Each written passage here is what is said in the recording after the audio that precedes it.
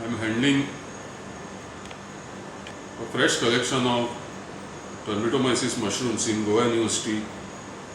These were collected from our university campus, which is a lateritic plateau in island of Tiswadi, in Tiswadi Taluka, North Goa, district of the state of Goa, in Republic of India. This video is in continuation with all our earlier videos, previous videos which have been uploaded on YouTube for global public viewing, education and research. And this is part of the educational content creation under Goa University Fungus Culture Collection and Research Unit, which is playing an active role in ex situ conservation of the fungal biodiversity of this area, especially Western Ghats ecosystem in Goa and other locations in Goa. As far as genus Termitomyces is concerned, there are 52 confirmed species so far catalogued. Although if we include the synonyms and all, the number may go above 75 or 80. There is a lot of prevalent confusion, but molecular evidence clearly shows that genus Termitomyces is now placed under Lyophila, and it is the only genus which has termitophilic agaricales, which are associated with termites of Macrotermitinae suborder. And being mutualist, this is the mycobiont or fungal mutualistic partner of the termites. So these fungus growing termites cultivate this. They are plentiful in our campus. I believe Odontotermes, Microtermes and Macrotermes. There are 3 species of termites, some of which build mounds and many of which we have found in our surveys that their mounds are not very conspicuous, and they try to build subterranean fungus garden, and it's very difficult to actually locate them until during the monsoon.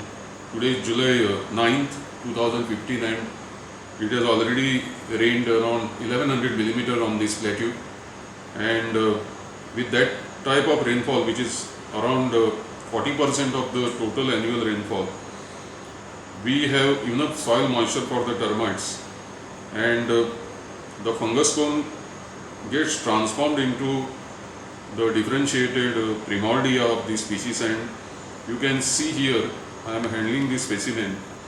This is the much under researched extension, that is to the substrate, that is the fungus comb. Now very little work has been done on the structure or ultrastructure of the constituents of this. We call this as basal disc. This is a nomenclature adopted by world's best well-known expert, Dr. Roger Heim of France, whose monograph is the only authoritative text, Termites et Champignons, published in 1977, in which he has recorded this, and he has given the various diagrams of photographs of the basal disc. So you can see here, this is the attachment to the fungus comb, but it is clayish entity, and how the fungus comb Sporodiocia differentiate to give this type of tissue-like structure, and then further this is a point of transition from that basal disc to a hollow root-like organ, pseudorhiza. That is the taxonomic designation of this structure. Now if we handle this pseudorhiza, we can actually even fold it and see that it is flexible. It is like a rubber tube. It is hollow. I can press it and see it is hollow. It is fibrous. And there is one point here where it transits again, means first transition is from the basal disc to pseudorhiza up to this point. So this is the point of transition from basal disc to pseudorhiza. This disc is different. This is a basal attachment to the fungus comb. Now from basal disc to pseudorhiza, and from pseudorhiza to the style. and from the stripe to the gills, means the reproductive part is this part. And most interesting is we can focus on this. This is the tip.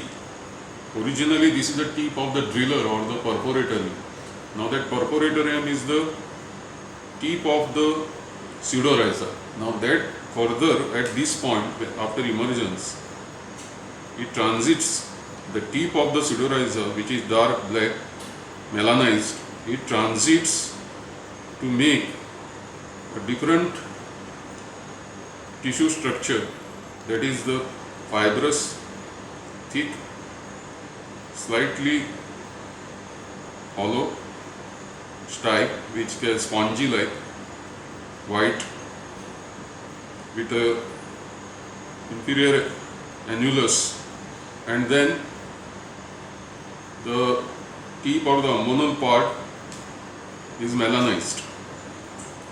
So from this point to the basal attachment to fungus comb to its emergence above the ground, at this point it emerges above the ground, and all the depositions here, clayish, reddish, which has left mark here, we can see the lacerations, we can see the twisting of the stripe. So it looks like the spiral orientation of the pseudorhiza. Here there is one bend, here there is another bend, here there is another bend, here there is twisting.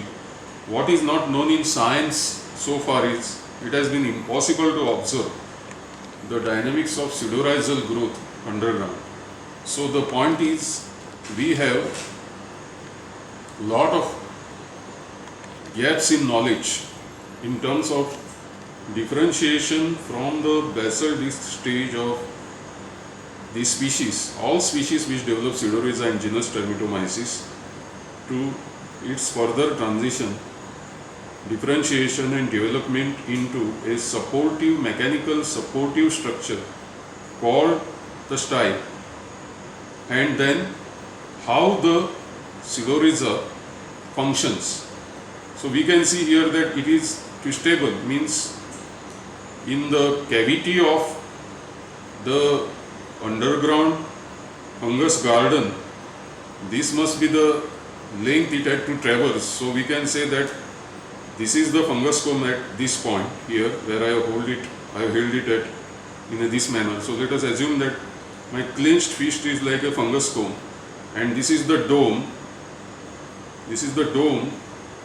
This is the dome of the subterranean termite mound, and this is the layer of soil above this. And there must be a cavity, air gap in between this and this, through which it has transited. That is our explanation.